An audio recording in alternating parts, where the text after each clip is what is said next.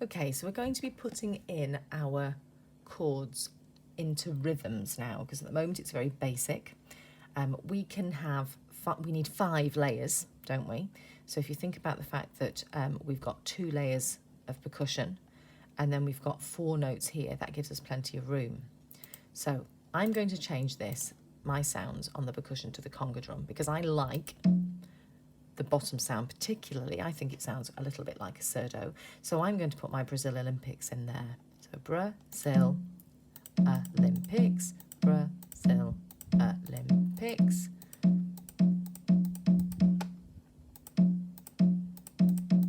Now, I'm only going to do these first 4 bars. I'm not going to make you sit through me doing the whole piece. I'm going to do these 4 bars, and I'm going to then look at the tricky bit with you.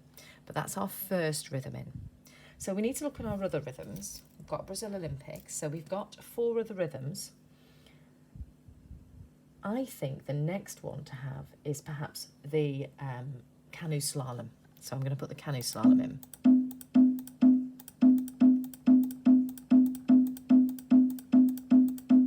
It's a little dull putting canoe slalom in, but you know, we get there in the end.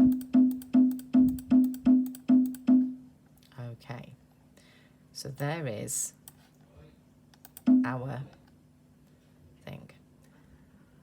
I have no idea what's going on in the background. Apologies for any noise. I suspect the cats are fighting. Okay, right. So what we do now is we look at our bottom pattern of the chord, our bottom note. So this is an F. So what are we going to have now? We've got Brazil Olympics. We've got canoe slalom. I think I'd quite like to do beach volleyball. So beach volleyball. And then it's the same pattern for every bottom of the chord. So beach, volleyball, beach, volleyball, beach, volleyball. Okay. So let's look at our next note. Our next note in the chord, the third of the chord. Let's do Rio de Janeiro.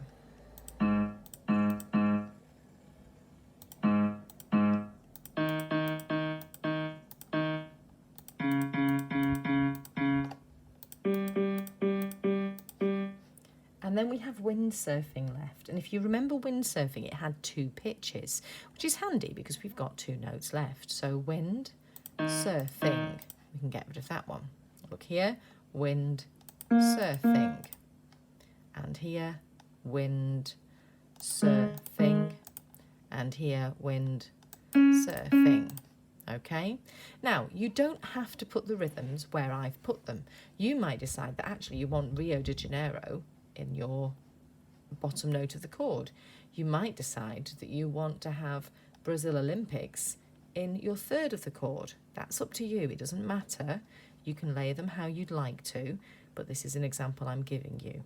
Okay.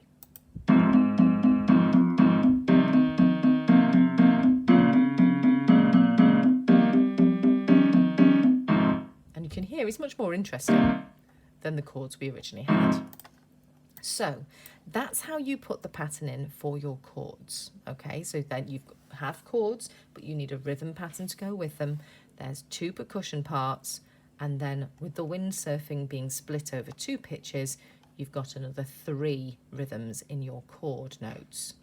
Now, the only other place I want to look at before I leave you to get on with it is that tricky bit here where you can see we've got the chords not at the normal place. So actually here is fine. You can still have your patterns in the place that you had them.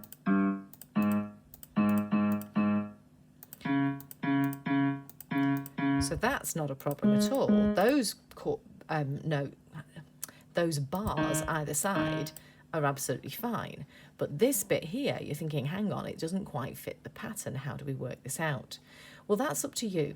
It's actually quite nice if you leave it empty and maybe just have your percussion underneath. Or if you want to invent a pattern for it, and that's absolutely fine too, you could, as long as you stick with the F chord until it changes, and obviously the C chord until it changes and so on, then it's fine. You can make up your own rhythm patterns for those gaps if you wish, okay? So see how brave you are. You can either leave it empty or you can make it up for yourself. Have a go and fill all 16 bars with your rhythms, please.